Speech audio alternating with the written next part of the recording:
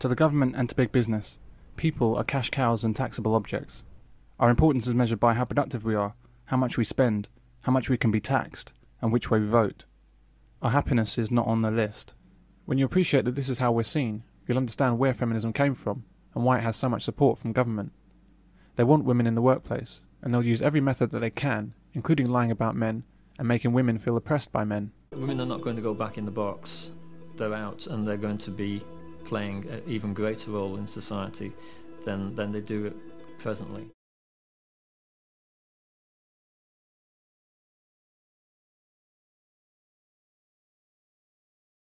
The best way to get people to do what you want is to make them feel that they're doing it for themselves. Women have begun to find out that feminism is not about women can do this, women can do that. It's about women have to do this and have to do that. Women's choices in life are becoming as narrow as men's. Why are women so depressed at the moment? Because they appear to be. I mean, why is that? Why would they be so depressed about things? Well, because of the corporate world. They've discovered that it's shit. There were those of us who were telling them in the 60s that life in the boardroom was probably even less rewarding than life in the kitchen sink. And they found that out. And they found out what a hostile and nasty environment it is to live in and work in. They found that the pressures are inhuman. If we follow the money trail, all we have to ask is who really wins because of feminism? Who are the big winners by having women fighting to be in the workplace? Let's look at some of the suspects. Government strongly supports feminism. Putting women to work creates much larger tax revenues and enables them to grow massively, with departments for women, equal opportunities commissions, and increased legislation. Feminism has enabled the housing market to more than double the legitimate cost of a home for the sake of more profit. By no stretch of the imagination should a flat in Barnet cost this much. But it does because feminism has created a situation where women are working and earning like men.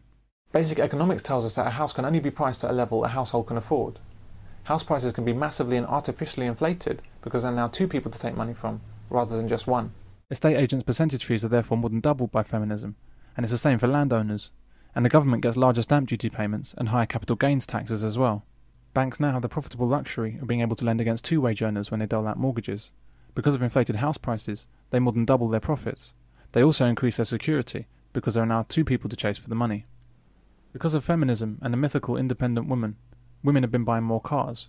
More cars, in fact, than men buy. Feminism has been a godsend to car makers. Indeed, the boss of Toyota once said, "Independent women can now buy many more of their own clothes, and still get clothes bought for them by men. Not bad at all." The list of winners from feminism goes on, but those not on the list, however, are men, women and children. They all lose. Did we need feminism? And some of the roles were fairly settled. I think they're much more amorphous now, much more difficult. And, I mean, a lot of it's, I'm not saying I'm opposed to it. I mean, I'm not opposed to the changes. I mean, I think we did need sex equality. I think to have a society in which you have the men being all the macho and women embodying all the finer things in life, it's a mistake. Are you saying that there was a need for feminism in the 70s, 60s? Absolutely, yeah. There's probably always going to be a need for anything to keep a balance there.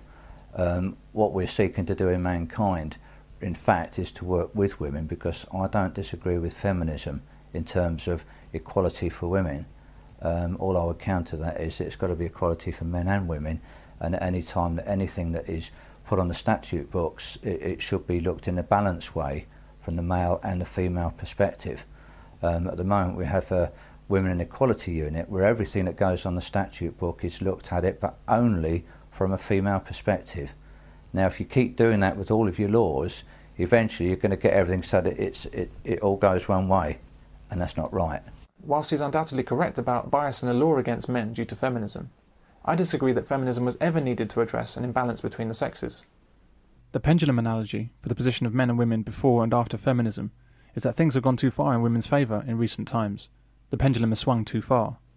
But I think the reality is somewhat different. There is no pendulum. This is really another method used to promote the false idea that men have had their time of having it good and now it's women's turn. I hope to show you that this idea is entirely wrong. We need feminism like a hole in the head.